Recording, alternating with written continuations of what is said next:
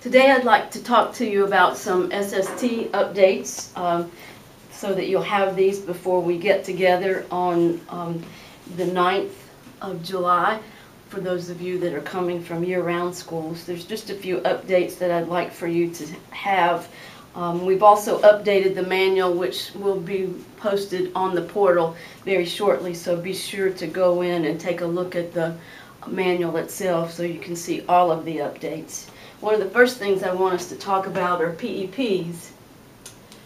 You may recall that the legislature actually voted to do away with the language that says that's specifically requiring PEPs or personal education plans. That unfortunately did not take the responsibility away from us for tracking children that are at risk of failure or retention. They did not label anything specific in the legislation, but we are still required to support these students.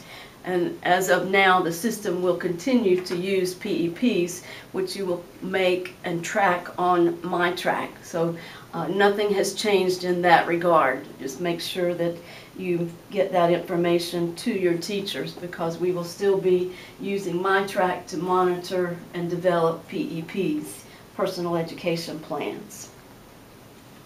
The second thing I want to talk to you about is the use of PLCs, or grade level planning teams, as part of your SST process.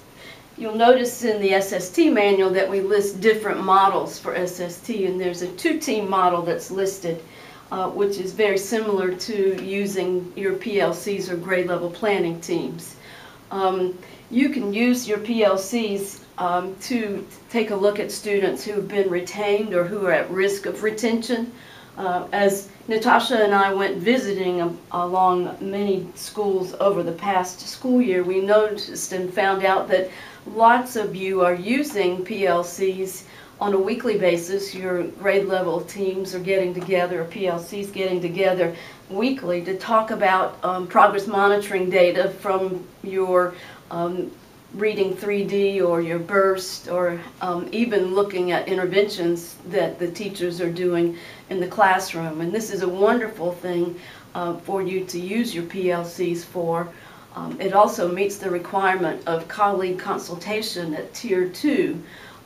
You also are able to monitor your PEPs at the PLC level. So I would encourage you to talk with your principals or administration about using those teams to talk about students who have been retained or at risk of retention as they look over the data from Reading 3D and burst and the other interventions. Also keep in mind, though, you're going to have to monitor those PEPs, and the administration should make sure that they're monitoring the PEPs at your grade level chair meetings. This doesn't take away the referrals to the SST, but it's a way to take a look at kids who may not need to go to the SST. So be sure to make sure you are keeping parent contact so that they're aware of what's going on. But it's another way to take a little bit off of the SST in terms of reviewing all of those kids for possible retention. If you have any questions about that, just feel free to call. We've also got a series of training videos that are available and training materials that are available on our YouTube channel, which we'll talk more about as we meet on Thursday, the 9th of July. Another thing I want us to talk about has to do with students with vision and hearing impairments. These are students that may come into your building that have documented significant vision or hearing loss. You may have kids who show up that have hearing aids that are not receiving any services. If you are meeting on any student that meets this category in terms of vision or hearing impairments, please be aware that you will need to expedite these kids. You'll want to make sure that you put the interventions in place for these students and run the IEP process concurrent with the SST process. In addition, we've been asked to have you all call the specialist, the EC specialist for vision and hearing impairments when you find students like this. Her name is Alicia Cope, Her office number is 484-3391, extension 245. We'll bring that up again, but if you have any of these students, this is an opportunity for you to use Child Find and expedite these cases so that we're able to do the processes concurrently. If you have any questions about that, don't hesitate to call my office and I'll help talk you through that.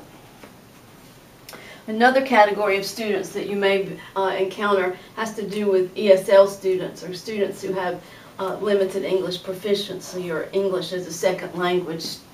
These students also will need to have, you'll need to have some help as you talk about these students. Be sure to invite your ESL teacher when you're discussing these students. They should be a part of your SST. Do keep in mind, though, if they're serving in the teacher role at the SST, then you're going to need, and you need an interpreter, you'll also have to ask for someone else to do the interpreting.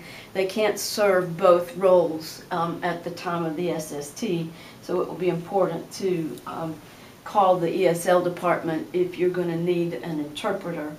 And just if you have any concerns or you have any questions in general, you can contact the ESL department.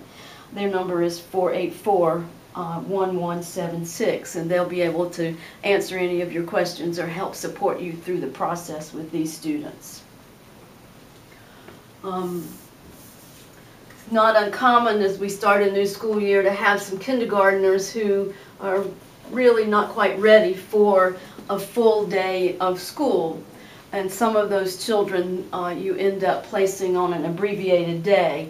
Just want to make sure that when you do that, you follow that abbreviated day reentry plan that you can find on the elementary ed website. You can locate that website, it's the Curriculum and Instruction website, and you can locate that actually on the Cumberland County Schools webpage. At the bottom of the page where you would access your email, you can access the Curriculum and Instruction website, and then you would just click into the elementary ed page, and you'll be able to find that abbreviated day reentry plan at the bottom of the page.